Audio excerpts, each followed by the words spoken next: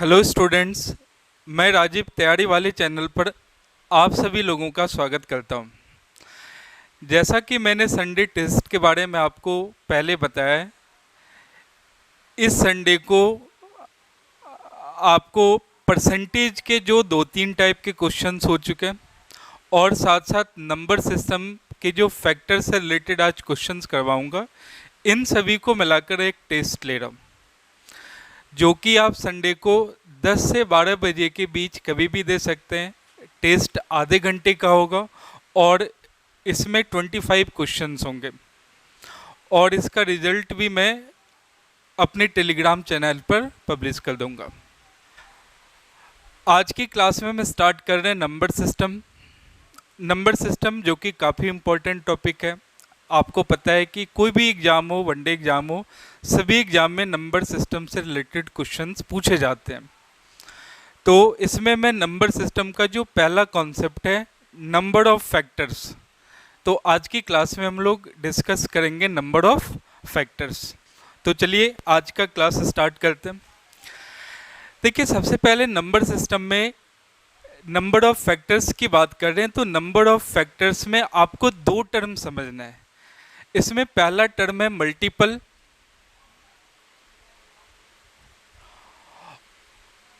और दूसरा टर्म है फैक्टर। मल्टीपल को आप हिंदी में कह सकते हैं गुणक और फैक्टर को आप हिंदी में कह सकते हैं गुणनखंड। फैक्टर्स को आप हिंदी में कह सकते हैं गुणनखंड। जैसे आपने कोई भी एक नंबर लिया, जैसे मैंने एक नंबर 18 लिया और आपसे ये पूछा जा रहा है 18 के मल्टीपल्स क्या होते हैं और 18 के फैक्टर्स क्या होते हैं। तो सबसे पहले 18 के मल्टीपल की बात करें तो किसी भी नंबर का मल्टीपल क्या होता है, जो नंबर 18 से डिविजिबल हो, या आप डायरेक्टली कह सकते हैं 18 का टेबल आप पढ़ लीजिए। जैसे आप कह सकते हैं 18, 36, 54, 72, 90 अप टू इन्फिनिटी। किसी भी नंबर के नंबर ऑफ मल्टीपल्स की संख्या कितनी हो सकती है, किसी भी नंबर के गुणक की संख्या कितनी हो सकती है, तो आपका जवाब क्या होगा, इन्फिनिटी तक जा सकते हैं। Second, number of factors. Factor क्या होता है, कोई भी नंबर जिस नंबर से कंप्लीटली डिविजिबल है वो नंबर उसका फैक्टर कहलाता है। जैसे 18 की बात करें तो आप हमें बताइए 18 के फैक्टर क्या क्या हो सकते हैं। 18 किस किस नंबर से कंप्लीटली डिविजिबल है, तो आपका जवाब आएगा 1, 2, 3, 6, 9 और 18। ये सभी नंबर्स इसके क्या कहलाएंगे, नंबर ऑफ फैक्टर्स। अब देखिए इसमें क्या क्या सवाल, कैसे कैसे सवाल पूछे जाते हैं, पहले मैं आपको वो समझाता हूँ, फिर उसके बाद इसमें एक एक कर डिस्कस करेंगे। जैसे सबसे पहला सवाल आपसे पूछ लिया कि 18 के नंबर ऑफ फैक्टर्स कितने हैं, इसके फैक्टर की संख्या कितनी है, तो आपका जवाब आएगा इसके फैक्टर की संख्या 1, 2, 3, 4, 5, 6। तो 18 के फैक्टर की संख्या कितनी होती है, 6 होती है। जैसे आपसे इसमें पूछ लिया गया 18 के इवन फैक्टर कितने होते हैं, इसके सम गुणनखंड यानी इवन नंबर कितने होते हैं, कितने ऐसे फैक्टर है जो इवन है, तो आपका जवाब आएगा, आप देख सकते हैं 2 है, 6 है और 18 है। तो इवन फैक्टर की संख्या कितनी है, 2, 6 और 18, ये इसके इवन फैक्टर्स है। यदि आपसे पूछ लिया गया इसके कितने ऑड फैक्टर है, इसके कितने विषम गुणनखंड है, तो विषम गुणनखंड की बात करें तो 1, 3 और 9, तो इसके इवन ऑड फैक्टर्स भी कितने होते हैं, 3 होते हैं। अब जैसे आपसे पूछ लिया गया इसके कितने ऐसे फैक्टर्स हैं जो 3 का मल्टीपल है, ऐसे कितने फैक्टर हैं जो 3 से पूर्णतः विभाजित है, तो आप देख सकते हैं इसमें 3 हो सकता है, 6 हो सकता है, 9 हो सकता है, 18 हो सकता है, यानी 3 के मल्टीपल्स फैक्टर कितने हो गए, 4 हो गए। अब इसमें आपसे पूछ लिया जा सकता है इसके कितने प्राइम फैक्टर है, इसके कितने प्राइम फैक्टर है। प्राइम फैक्टर का मतलब अभाज्य गुणनखंड, तो इसमें अभाज्य कितने नंबर है, 2 है और 3 है।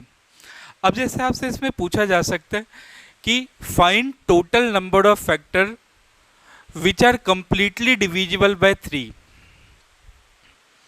या आपसे पूछा जा सकता है प्रोडक्ट, फैक्टर का सम, ये सारे टर्म्स आपसे इसमें पूछे जाते हैं।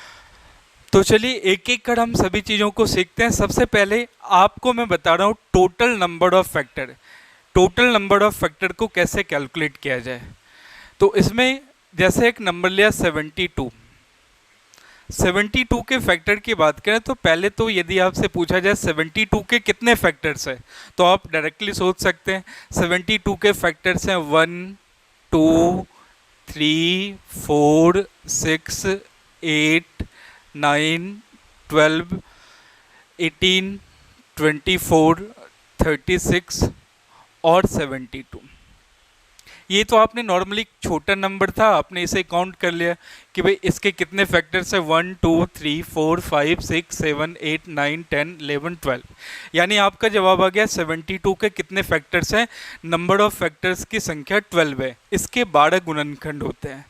यदि आप इसे डायरेक्टली काउंट करना चाहते हैं तो उसे कैसे काउंट करें।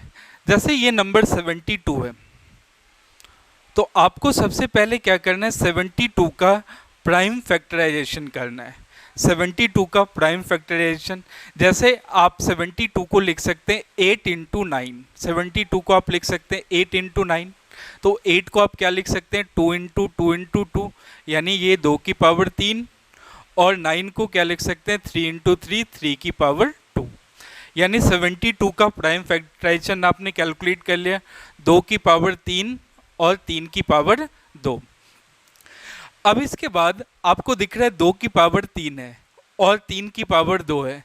तो आपको क्या करना है, इसमें से पॉसिबल कॉम्बिनेशन बनाते हैं।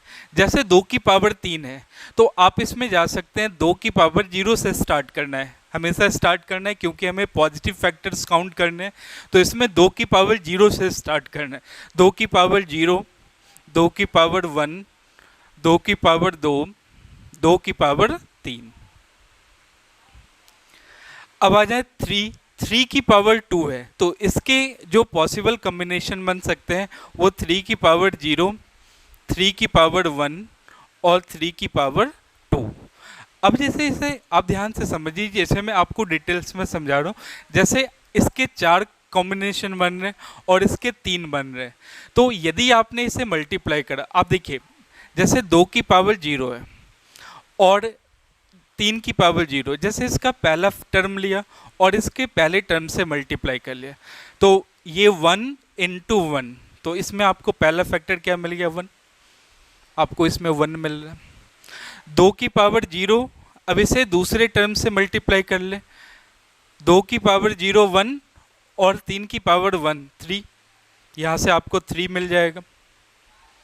2 की पावर 0 और इसके तीसरे टर्म पर आ जाए 3 का स्क्वायर, तो इन दोनों का मल्टीप्लाई, ये 1 और ये 3 का स्क्वायर 9, तो ये आपको मल्टीप्लाई होकर 9 मिल जाएगा।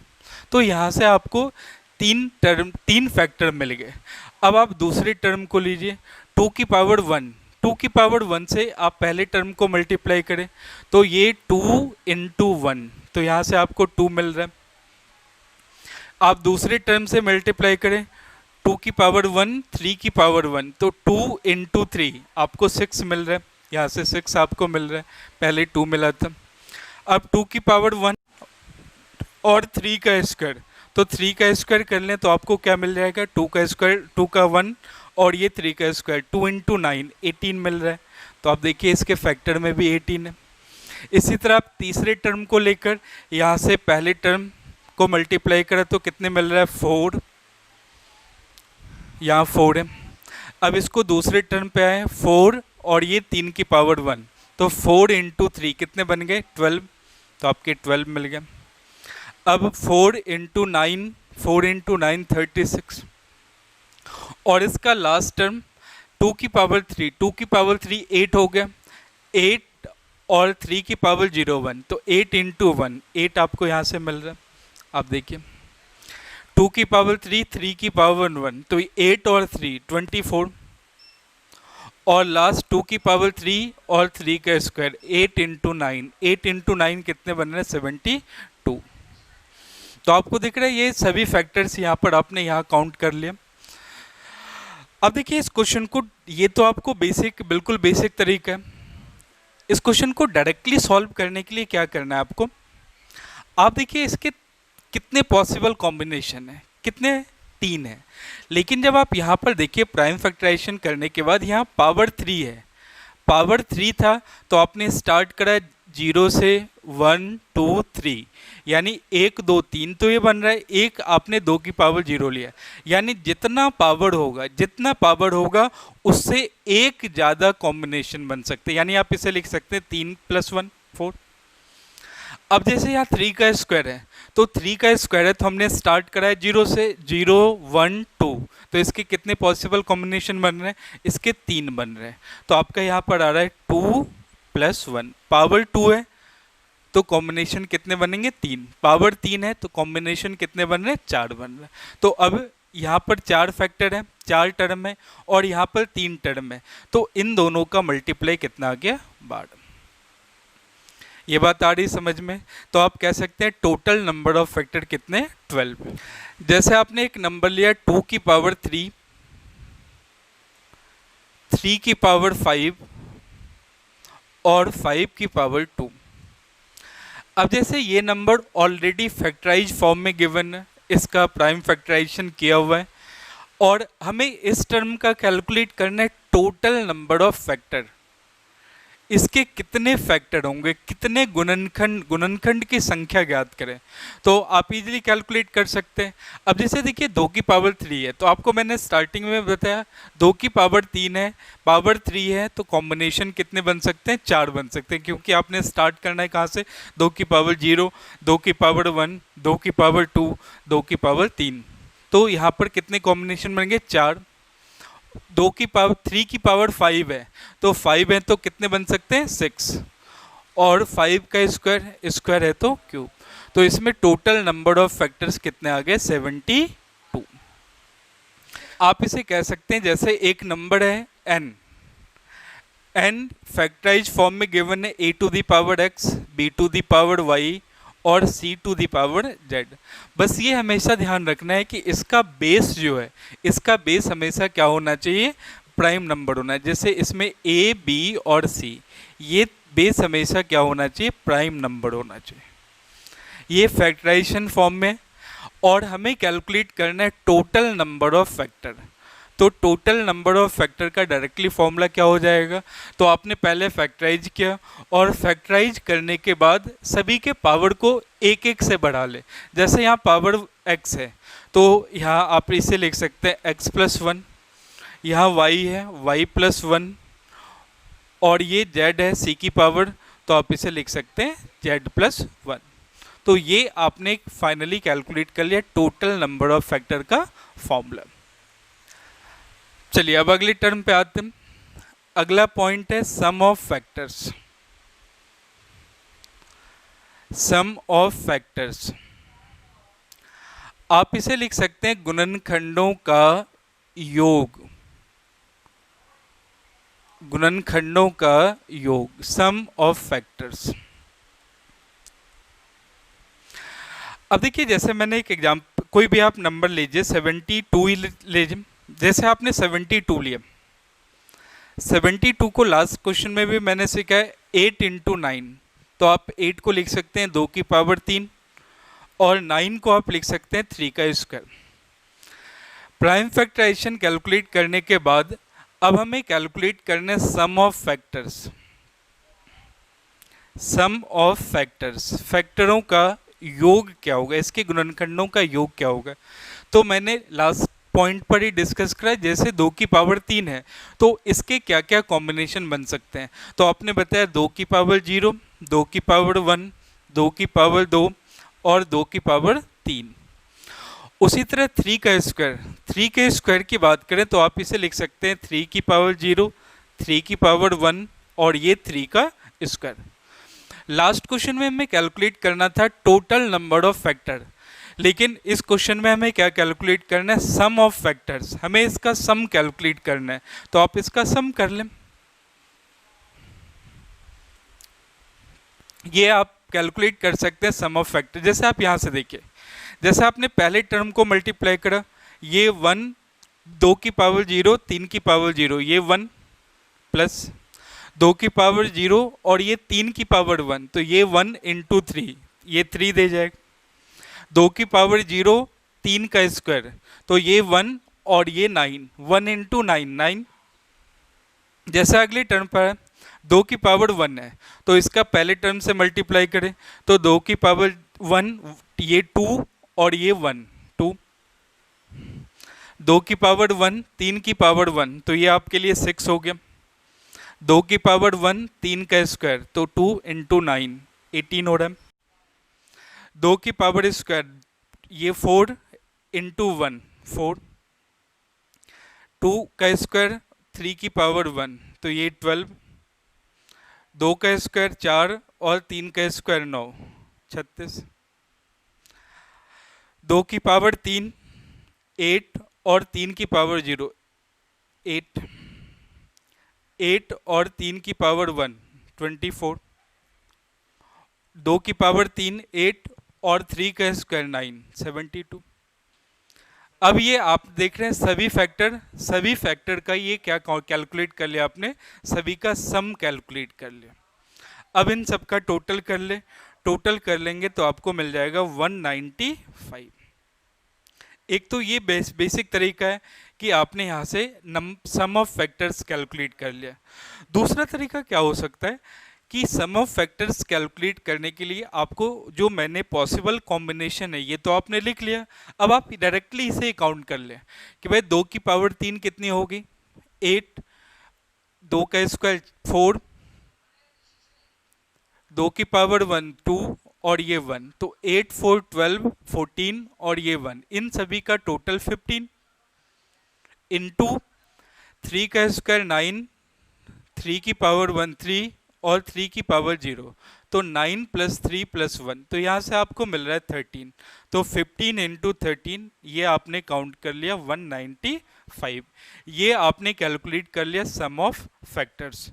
तो अब जैसे एक नंबर आपको मैं दे रहा हूँ, आप इस नंबर का सम ऑफ फैक्टर्स कैलकुलेट करें। जैसे मैं एक नंबर ले रहा हूँ 540, तो हमें इसमें बताना है कि 540 के फैक्टर का सम क्या होगा। आप खुद से काउंट करें, खुद से कैलकुलेट करें पहले।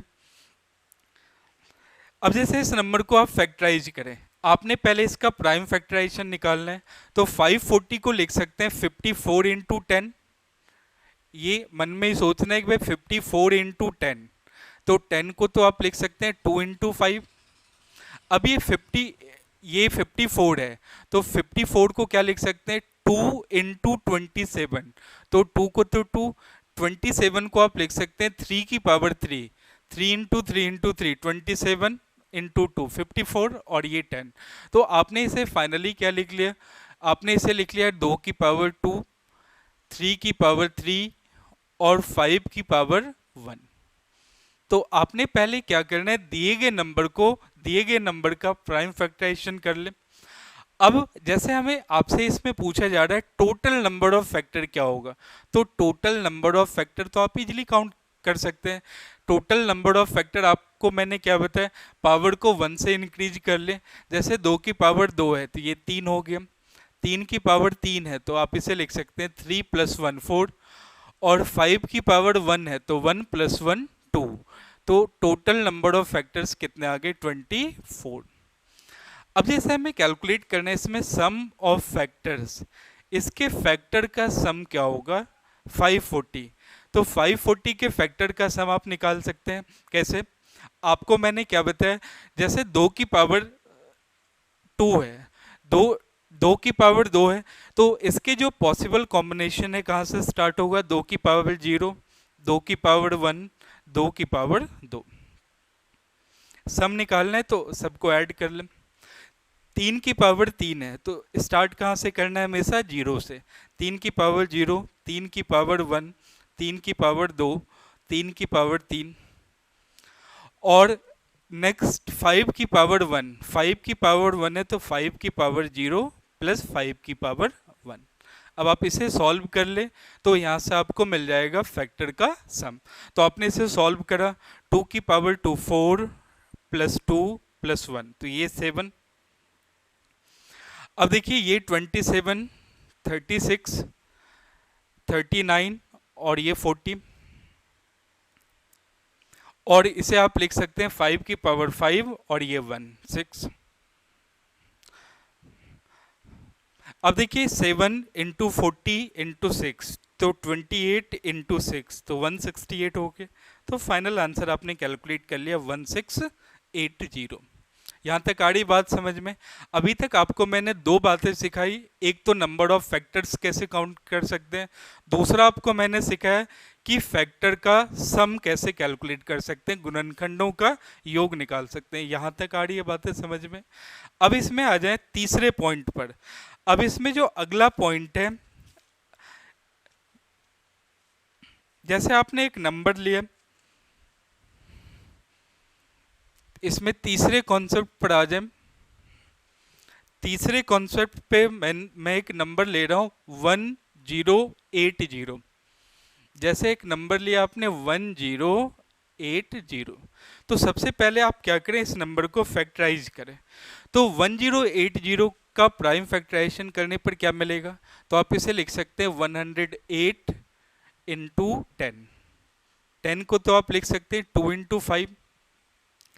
108 को क्या लिख सकते हैं 36 इंटू 3। भाई आप 108 को लिख सकते हैं 36 इंटू 3। 36 को क्या लिख सकते हैं, ये 6 का स्क्वायर है यानी 2 का स्क्वायर और 3 का स्क्वायर, 2 का स्क्वायर 3 का स्क्वायर यानी 6 का स्क्वायर इंटू 3। तो प्राइम फैक्टराइजेशन करने पर आपको क्या मिल रहा है, आप इसे लिख सकते हैं 2 की पावर 3, 3 की पावर 3 और ये 5 की पावर 1। तो सबसे पहले हमें कोशिश ये करना है कि दिए गए नंबर को फैक्टराइज कर लें। आपने इसे कैलकुलेट करा, फैक्टराइज करा, फैक्टराइज कर लिख सकते हैं 2 की पावर 3, 3 की पावर 3 और 5 की पावर 1। यहाँ तक आ रही बात समझ में? अब इसमें जो अगला सवाल पूछा जाता है, जैसे आपसे पूछा गया टोटल नंबर ऑफ फैक्टर कितने, जैसे आपसे पूछा जाए टोटल नंबर ऑफ फैक्टर, तो टोटल नंबर ऑफ फैक्टर बार बार ये बता रहा हूं, पावर को 1 से इंक्रीज कर ले। जैसे पावर 3 है, 3 प्लस 1 4, पावर 3 है तो 3 प्लस 1 4, और यहाँ भी 1 है, 1 प्लस 1 2। तो इसमें टोटल नंबर ऑफ फैक्टर्स कितने आ गए 32। यहाँ तक तो ऑलरेडी मैं बता चुका हूँ। अब इसमें पूछा जा रहा है कि इवन नंबर ऑफ फैक्टर्स कितने हैं। जैसे अगला सवाल आपसे पूछ लिया गया इवन नंबर ऑफ फैक्टर्स, कि इसमें सम गुणनखंडों की संख्या कितनी होगी। इवन नंबर ऑफ फैक्टर्स, या आप इसे कह सकते हैं सम गुणनखंडों की संख्या। सम गुणनखंडों की संख्या, इसके कितने फैक्टर्स हैं जो इवन नंबर होंगे, जो कि सम होंगे, हमें ये काउंट करना है। तो सम गुणनखंड या इवन फैक्टर से क्या मतलब है? इवन फैक्टर का ये मतलब है कि कोई भी नंबर जो 2 का मल्टीपल हो, जो 2 का मल्टीपल हो, यानी जो 2 से पूरा पूरा कट जाए, वही तो इवन नंबर कहलाता है। कि भाई जो नंबर 2 से कंप्लीटली डिविजिबल हो, यानी 2 से भाग देने पर रिमाइंडर क्या आ जाए, 0 आ जाए। अब देखिए जैसे इस सवाल में 2 का मल्टीपल होने के लिए कम से कम 1 2 होना चाहिए। जैसे आप इसे कह सकते हैं 2 की पावर 3 है, 3 की पावर 3 है और 5 की पावर 1 है। तो इसमें हमें कैलकुलेट करना है इवन फैक्टर्स। इवन फैक्टर्स यानी जो 2 का मल्टीपल हो, यानी आप यहां से क्या करेंगे, इससे 1 2 बाहर निकाल लीजिए। तो अब रिमेनिंग टर्म क्या है, 2 का स्क्वायर, 3 की पावर 3 और 5 की पावर 1। तो यहां से आप देखिए कोई भी फैक्टर ले तो ये 2 से मल्टीप्लाई होने के बाद तो इवन नंबर हो जाएगा। जैसे आपने कोई भी टर्म लिया, इसका मल्टीप्लाई तो 2 के साथ होगा, और 2 के साथ मल्टीप्लाई होने के बाद ये फैक्टर क्या हो जाएगा, इवन। तो अब यहां से आप काउंट कर ले, यहां से काउंट कर ले, 2 की पावर 2 है तो पावर 2 है तो 1 से इंक्रीज करा तो ये 3 हो गया। पावर 3 है तो 3 को 1 से इंक्रीज करा 4, और पावर 1 है, 1 को 2 से इंक्रीज करा 2, यानी इसमें इवन नंबर ऑफ फैक्टर्स कितने आ गए, 24। यहाँ तक आ रही बात समझ में? चलिए अब इसमें सीखते हैं odd number of factors. Odd number of factors, या आप इसे हिंदी में कह सकते हैं विषम गुणनखंडों की संख्या। विषम गुणनखंडों की संख्या। देखिए अभी जस्ट आपको मैंने बताया कि even number of factors, even number of factors का क्या मतलब है, जो दो का मल्टीपल है। दूसरा में सीखना है ऑड नंबर ऑफ फैक्टर्स।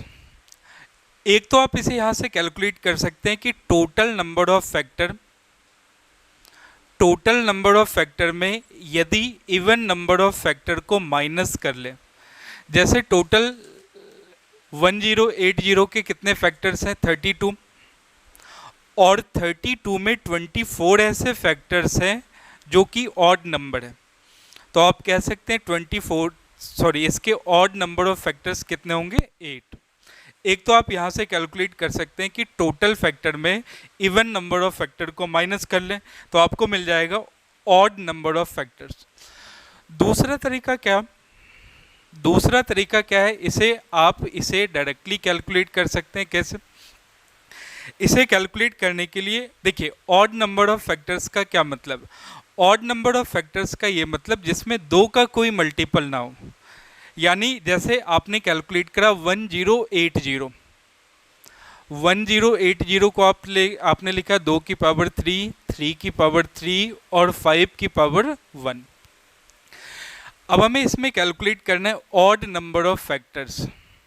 तो ऑड नंबर ऑफ फैक्टर्स का ये मतलब है इसमें दो का कोई मल्टीपल नहीं होना चाहिए, यानी दो एक भी नहीं होना चाहिए। तो जितना 2 है 2 को हटा दीजिए, तो जो रिमेनिंग टर्म है आप उसे लिख सकते हैं 3 की पावर 3 और ये 5 की पावर 1। तो ऑड नंबर ऑफ फैक्टर्स, इसके फैक्टर की संख्या आप लिख सकते हैं, जैसे 3 है तो पावर को 1 से इंक्रीज करा, 3 + 1 4 और 1 + 1 इसे आप क्या लिख सकते हैं, 2। 4 × 2 कितने हो गए, 8। आप या तो टोटल में से इवन को माइनस कर लें या आप 2 को हटा दीजिए और जो रिमेनिंग टर्म है वहां से total number of factor calculate करें। अब इसमें एक अगले सवाल पर आ जाए कि फाइंड टोटल नंबर ऑफ, अगला एक क्वेश्चन आप खुद से सॉल्व करें। Find total number of even factor of 1440। अब जैसे अगले सवाल में आपसे पूछा जा रहा है कि 1440 के सम गुणनखंडों की संख्या कितनी होगी। हमें ये बताना है 1440 के सम गुणनखंडों की संख्या कितनी होगी। तो सबसे पहले क्या करना है, 1440 को का प्राइम फैक्टराइजेशन करना है। तो आप इसे लिख सकते हैं 144 × 10। 10 का मतलब क्या हो गया, 2 × 5। और 144 को आप क्या सोच सकते हैं, 16 × 9। 16 को आप लिख सकते हैं 2 की पावर 4 और 9 को लिख सकते हैं 3 का स्क्वायर। ये 144 और ये 10। तो आप इसे लिख सकते हैं 2 की पावर 5, 3 का स्क्वायर और ये 5 की पावर 1। ये 1440 का आपने क्या करा, प्राइम फैक्टराइजेशन किया। अब हमें इसमें कैलकुलेट करना है even number of factors. Even number of factors, हमें इसके सम गुणनखंड की संख्या बतानी है। तो अभी जस्ट आपको मैंने बताया इवन नंबर ऑफ फैक्टर्स क्या होता है कि कोई भी फैक्टर जो 2 का मल्टीपल हो, जो 2 से कंप्लीटली डिविजिबल हो, वो आपका क्या कहलाएगा, इवन नंबर ऑफ फैक्टर्स। तो इसमें से आपने एक 2 निकाल लेना है और जो रिमेनिंग टर्म है 2 की पावर 4, 3 का स्क्वायर और 5 की पावर 1। अब देखिए इसमें कोई भी फैक्टर है 2 से मल्टीप्लाई होने के बाद क्या हो जाएगा, इवन नंबर। अब आपने यहाँ से नंबर ऑफ फैक्टर काउंट कर लेना है। जैसे 2 की पावर 4 है तो 4 को 1 से, जितना पावर है पावर को 1 से इंक्रीज करा, पावर 4 है तो 4 का 1 से इंक्रीज करा 5। पावर 2 है तो 2 को 1 से इंक्रीज कर ले 3 और 5 की पावर 1 है तो इसे आप लिख सकते हैं 2। तो इसके इवन नंबर ऑफ फैक्टर की संख्या कितनी आ गई? 30। यानी 1440 के 30 गुणनखंड ऐसे होंगे जो कि सम नंबर होगा। अब चलिए नेक्स्ट अगले सवाल पर आ जाए। Find the total number of odd factor, find the total number of odd factor of 540। अगले सवाल में आपसे पूछा जा रहा है कि 540 के विषम गुणनखंडों की संख्या कितनी होगी। हमें ये बताना है कि 540 के ऐसे कितने गुणनखंड होंगे जो कि विषम नंबर होगा। तो आप क्या कर सकते हैं, तो आपने पहले तो इसे फैक्टराइज करा, आप इसे लिख सकते हैं 54 इंटू 10। 10 को तो आपने लिख लिया 2 इंटू 5, और 54 को लिख सकते हैं 2 इंटू 27। 27 का मतलब 3 इंटू 3 इंटू 3। तो आपने इसे प्राइम फैक्टराइजेशन किया, 2 की पावर 2, 3 की पावर 3, और ये 5 की पावर 1। और हमें कैलकुलेट करना है odd number of factors. Odd number of factors यानी विषम गुणनखंड की संख्या बतानी है। तो आपको जस्ट अभी मैंने बताया ऑड फैक्टर कैलकुलेट करना है, इसका ये मतलब हमें ऐसे फैक्टर्स कैलकुलेट करने जो 2 का मल्टीपल नहीं है। तो आप यहाँ से 2 को हटा दीजिए, तो रिमेनिंग टर्म को आप लिख सकते हैं 3 की पावर 3 और 5 की पावर 1। तो यहाँ से फैक्टर कितने बन गए, तो पावर 3 है तो 3 को 1 से इंक्रीज करा 4, पावर 1 है 1 को 1 से इंक्रीज करा 2, तो 4 इंटू 2, आंसर कितने हो गए? 8। यहाँ तक आ रही बात समझ में? चलिए अब आ जाए अगले कॉन्सेप्ट पर। जैसे एक नंबर है 1080। अभी पहले भी आपको मैंने इसका फैक्टराइजेशन सिखाया कि 2 की पावर 3, 3 की पावर 3 और 5 की पावर 1। अब देखिए अगले कॉन्सेप्ट पर आते हैं। अगले सवाल में जैसे आपसे पूछा जा रहा है number of factors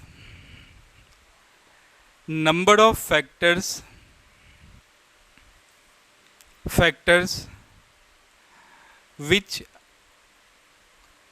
are multiple of 12। अब देखिए अगले इस सवाल में पूछा जा रहा है कि वैसे फैक्टर्स की संख्या ज्ञात करें जो कि 12 का गुणज हो, जो 12 से कंप्लीटली डिविजिबल हो। तो अब देखिए इसे सॉल्व करने के लिए आप क्या कर सकते हैं, आपको 12 का मल्टीपल चाहिए, 12 का मल्टीपल चाहिए, 12 से कंप्लीटली डिविजिबल होनी चाहिए। तो आप पहले 12 को बाहर निकाल लें। तो यहाँ से 12 आपने बाहर लिया तो आप इसे लिख सकते हैं 2 की पावर 2, ये 4 और ये 3, 4 इंटू 3 12 आ गया। तो रिमेनिंग टर्म को आप यहाँ पर लिख लें 2 की पावर 1, 3 का स्क्वायर और ये 5 की पावर 1। तो आप देख सकते ये नंबर तो आपका 12 हो गया, क्योंकि अब कोई भी फैक्टर ले, यहाँ से जो भी फैक्टर्स मिलेगा उसे 12 से मल्टीप्लाई करने के बाद ये 12 का मल्टीपल हो जाएगा। तो आपने पहले 12 को बाहर कर लेना है और जो रेस्ट टर्म बचा हुआ है यहाँ से नंबर ऑफ फैक्टर काउंट कर ले। पावर 1 है तो 1 को 1 से इंक्रीज करा, पावर 2 है तो 1 से इंक्रीज करा, पावर 1 है तो 1 से इंक्रीज करा। तो इसके कितने फैक्टर्स हो रहे हैं? 2 इंटू 2 इंटू 3।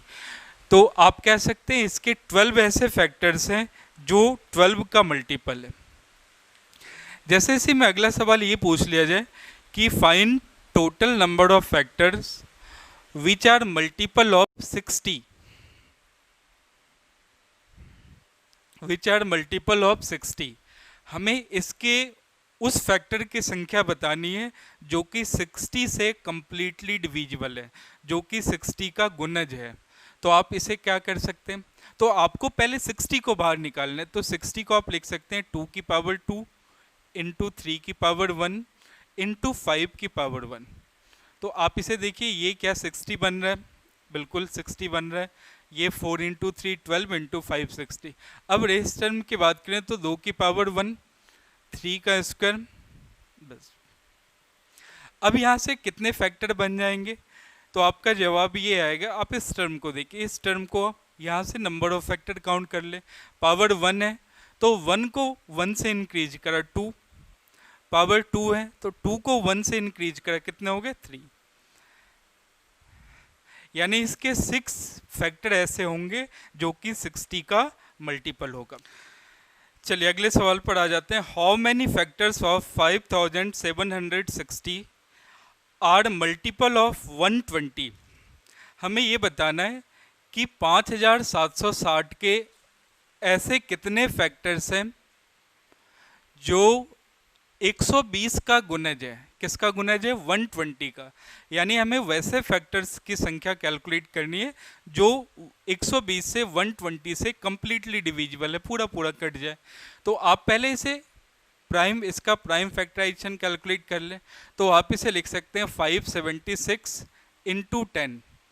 तो 10 को तो आप लिख सकते हैं 2 इंटू 5, और इस टर्म को क्या लिख सकते हैं, इसे देखकर आप सोचिए ये 24 का स्क्वायर है, यानी 3 का स्क्वायर, और ये 8 का स्क्वायर।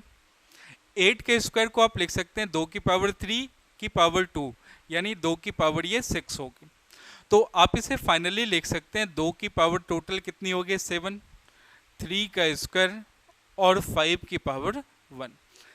ये इसका आपने प्राइम फैक्टराइजेशन कैलकुलेट कर लिया। अब हमें कैलकुलेट करना है टोटल नंबर ऑफ फैक्टर्स। हमें कैलकुलेट करना है total number of factors which are multiple of 120। Multiple of 120, हमें वैसे फैक्टर्स की संख्या बतानी है जो 120 का गुणज है। तो आपको मैंने पहले क्या सिखाया, आपको कोशिश ये करना है कि 120 को बाहर ले लीजिए। तो 120 को आप लिख सकते हैं 2 की पावर 4, कितने हो गए 8 इंटू 3 इंटू 5। अब देखिए रेस्ट जो टर्म है इसे आप लिख सकते हैं 2 की पावर 3, 3 की पावर 1 और बस 5 तो आपने बाहर ले लिया। ये टर्म देखिए, ये टर्म आपका 120 है, और यहाँ से नंबर ऑफ फैक्टर काउंट कर लें। पावर 3 है तो 3 को 1 से इंक्रीज करा 4, पावर 1 है 1 को 1 से इंक्रीज करा 2। यानी ऐसे कितने फैक्टर्स हैं? 8 फैक्टर्स हैं जो 120 का मल्टीपल होगा। अब देखिए इसमें आ जाए नेक्स्ट कॉन्सेप्ट पर। अगले कॉन्सेप्ट पर मैं आपको सिखा रहा हूँ परफेक्ट स्क्वायर और परफेक्ट क्यूब फैक्टर। जैसे अभी एक नंबर आपको मैंने पहले समझाया 1080। 1080 को आपने फैक्टराइज करा 2 की पावर 3, 3 की पावर 3 और 5 की पावर 1। अब इसमें हमें ये कैलकुलेट करना है कि number of factors which are perfect square. हमें काउंट करना है number of factors which are perfect square, which are perfect square. अब देखिए हमें वैसे गुणनखंडों की संख्या ज्ञात करनी है जो कि पूर्ण वर्ग है। पूर्ण वर्ग जैसे 1 का स्क्वायर 1, 2 का स्क्वायर 4, 3 का स्क्वायर 9, 6 का स्क्वायर 36, 12 का स्क्वायर 144, ये सारी चीज़ आपको पता है। अब जैसे देखिए परफेक्ट स्क्वायर होने के लिए मिनिमम कितने पावर्स होने चाहिए? परफेक्ट स्क्वायर होने के लिए हमेशा आपको ये पता होना चाहिए कि पावर्स हमेशा क्या होना चाहिए, इवन नंबर होना चाहिए। जैसे आपने इसे पहले आप बेसिक से समझिए, जैसे 2 की पावर 3 है तो इसका कॉम्बिनेशन क्या क्या बन सकता है? 2 की पावर 0, 2 की पावर 1, 2 की पावर 2, 2 की पावर 3, 3 की पावर 3 है तो हमें स्टार्ट करना है 0 से, 3 की पावर 1, 3 की पावर 2, 3 की पावर 3 और 5 की पावर 1 है, 5 की पावर 0, 5 की पावर 1। तो हमेशा ध्यान रखना है परफेक्ट स्क्वायर होने के लिए पावर हमेशा क्या होना चाहिए? इवन नंबर होना चाहिए, 2 का मल्टीपल होना चाहिए। तो आप यहाँ से 2 का मल्टीपल जो टर्म नहीं है आप उसे हटा सकते हैं। तो आप देखिए यहाँ से कितने टर्म बन रहे हैं? 2 की पावर 0 और 2 की पावर 2। यहाँ पर कितने टर्म बन रहे हैं? 3 की पावर 0, 3 की पावर 2 और वहाँ पर कितने टर्म बन रहे हैं? 5 की पावर 0। तो यहाँ से नंबर ऑफ फैक्टर्स काउंट कर सकते हैं, 2, ये भी 2 और ये 1,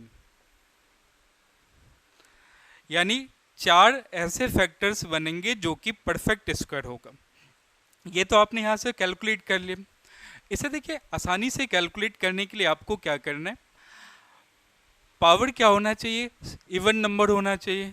तो पावर को 2 से डिवाइड कर लें। जैसे पावर 3 है तो 3 को 2 से डिवाइड करा, पावर को 2 से डिवाइड करा तो कितना हो गया, 1। दशमलव के बाद वाले टर्म को नहीं लेना है, ये 1, तो 1 + 1, 1 से इंक्रीज कर लें। अब जैसे 3 की पावर 3 है तो 3 को 2 से डिवाइड करा, तो यहाँ भी आपका 1.5, तो हमें कंप्लीट 1 लेना है, तो 1 + 1। अब 5 की पावर 1 है तो आप यहाँ से लिख सकते हैं 1 पावर 1 है, 1 को 2 से डिवाइड करा तो ये 0, क्योंकि ये 0.5 बना, हमें दशमलव के पहले वाला टर्म लेना है, तो आप इसे लिख सकते हैं 0, 1 से इंक्रीज करा 1। तो यहाँ से आपने सॉल्व कर लिया, 1 + 1 2, 2 1, तो कितने फैक्टर्स आ रहे हैं, 4 फैक्टर्स आ रहे हैं। यानी इसके 4 ऐसे फैक्टर्स होंगे जो कि परफेक्ट स्क्वायर नंबर होगा। अब जैसे इसी पे एक क्वेश्चन अब मैं आपको पूछ रहा हूँ, एक नंबर, जैसे एक नंबर है n = 2 की पावर 8, 3 की पावर 5 और 5 की पावर 3, इसके ऐसे कितने फैक्टर्स होंगे जो कि परफेक्ट स्क्वायर होगा, ऐसे कितने फैक्टर्स होंगे जो कि परफेक्ट स्क्वायर होगा, यानी हमें ऐसे कितने फैक्टर्स होंगे जो कि पूर्ण वर्ग होगा, कंप्लीटली परफेक्ट स्क्वायर नंबर। हमें इस नंबर में कैलकुलेट करना है इसके वैसे फैक्टर की संख्या जो कि परफेक्ट स्क्वायर नंबर हो। तो आप कैलकुलेट कर सकते हैं, आपको डिटेल्स में नहीं सॉल्व करना है, आपको पावर को 2 से डिवाइड करना है। जैसे 8 को 2 से डिवाइड करा, क्या आ रहा है, 4, तो 4 + 1 5। अब जैसे 3 की पावर 5 है तो 5 को 2 से डिवाइड करा, तो 5 को 2 से डिवाइड करा कितने आ रहे हैं, 2 आ रहा है, तो आप इसे लिख सकते हैं 2 + 1। और 5 की पावर 3 है तो 3 को 2 से डिवाइड करा, कितने हो गए, 1, तो 1 + 1। तो आपने इसे सॉल्व करा 5 × 3 × 2, यानी इसके कितने फैक्टर्स होंगे, इसके 30 फैक्टर्स ऐसे होंगे जो कि परफेक्ट स्क्वायर नंबर होगा। आ रही बात समझ में, परफेक्ट स्क्वायर तक? नहीं, जो भी नहीं समझ में आए, जो भी आपको क्लास में नहीं समझ में आ रहा है, तो आप एक बार कमेंट बॉक्स में अपना क्वेश्चन, जो भी डाउट्स हैं उसे लिख दिया कीजिए। अब चलिए अगले सवाल पर आते हैं। अब इसमें परफेक्ट क्यूब के कॉन्सेप्ट पर आते हैं। अब इसमें अगले कॉन्सेप्ट पर आ जाएं, परफेक्ट क्यूब। जैसे नंबर लिया 1080, 1080 को अभी फैक्टराइज करा आपने, 2 की पावर 3, 3 की पावर 3 और 5 की पावर कितनी, 1। अब हमें कैलकुलेट करना है number of factors,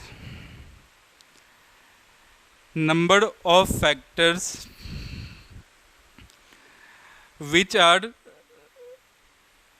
perfect cube।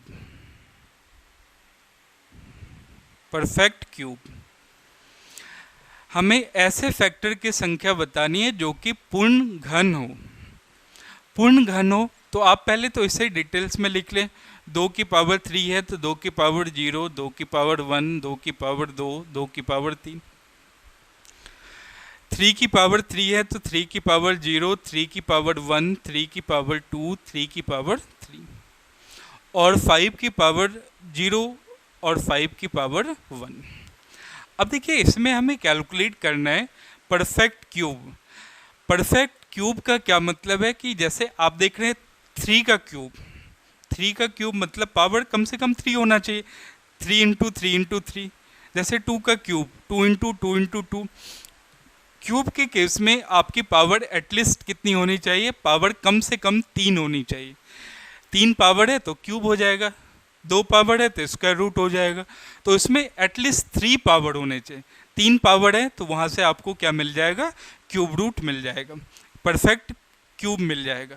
तो आप यहाँ से 0 1 और 2 हट गया, 1 2 और यहाँ से 1।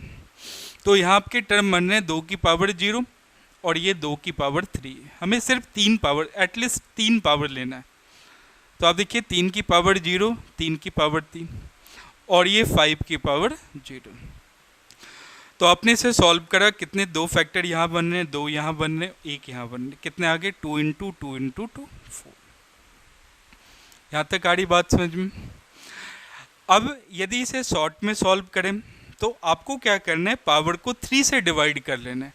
जैसा आपको क्यूब परफेक्ट स्क्वायर में से क्या 2 से, परफेक्ट क्यूब की बात करें तो पावर को आप 3 से डिवाइड कर लें, क्योंकि एटलीस्ट आपके 3 पावर होने चाहिए। तो यहाँ आपने क्या करा, 3 को 3 से डिवाइड करा, कितना आ रहा है 1, तो 1 प्लस 1।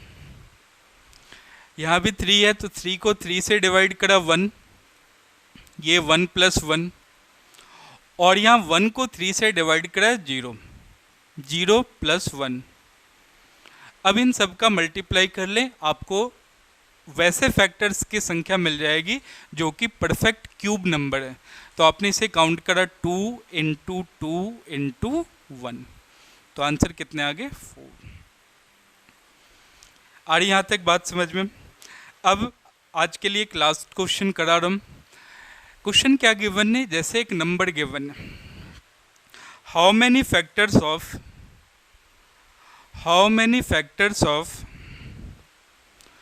2 की पावर 10, 3 की पावर 6, 5 की पावर 4, 7 का स्क्वायर आर परफेक्ट क्यूब।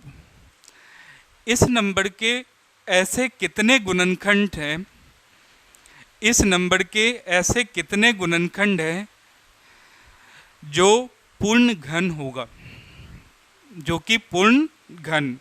हमें कंप्लीटली कैलकुलेट करने परफेक्ट क्यूब होने चाहिए। तो परफेक्ट क्यूब, हमें ऐसे फैक्टर की संख्या कैलकुलेट करनी है जो कि परफेक्ट क्यूब है, परफेक्ट क्यूब है। तो अभी जस्ट आपको बताया कि परफेक्ट क्यूब होने के लिए पावर मिनिमम कितने होने चाहिए, मिनिमम 3 पावर होनी चाहिए। तो पावर को 3 से डिवाइड करना है, तो 10 को 3 से डिवाइड करम तो कितने आ रहे हैं 3, और जो भी आ रहा है उसे 1 से इंक्रीज कर लिया, 3 प्लस 1। यहाँ 6 है, 6 को 3 से डिवाइड करा 2, 1 से इंक्रीज करा 2 प्लस 1। 4 को 3 से डिवाइड करा 1, 1 प्लस 1। और 2 को 3 से डिवाइड करा 0, 1 से इंक्रीज करा 1। ये 4, ये 3, ये 2 और ये 1। तो टोटल नंबर ऑफ फैक्टर्स जो कि परफेक्ट क्यूब है वो आपके लिए क्या आ रहा है 24। यहाँ तक आ रही बातें समझ में। फैक्टर्स के मैंने कुछ कॉन्सेप्ट को आज के क्लास में मैंने कराया, और भी इसमें आपको आगे अगले क्लास में जो रेस्ट पार्ट है फैक्टर्स के उसे कंप्लीट कराऊंगा। आपको कोशिश ये करना है, आपको मैंने स्टार्टिंग में बताया कि नंबर सिस्टम काफ़ी इम्पोर्टेंट है, काफ़ी सभी एग्ज़ाम के लिए काफ़ी इम्पोर्टेंट टॉपिक है। सब में इस एग्ज़ाम से क्वेश्चंस पूछे जाते हैं। बस आप लोग ईमानदारी से पढ़ते रहिए, मेहनत कीजिए, प्रैक्टिस कीजिए, और जो भी आपको डाउट्स आते हैं, जो भी परेशानी आ रही है पढ़ाई में, आप हमें कमेंट करके, फ़ोन करके बताइए, पूछ सकते हैं। आज के लिए इतना रखते हैं, धन्यवाद।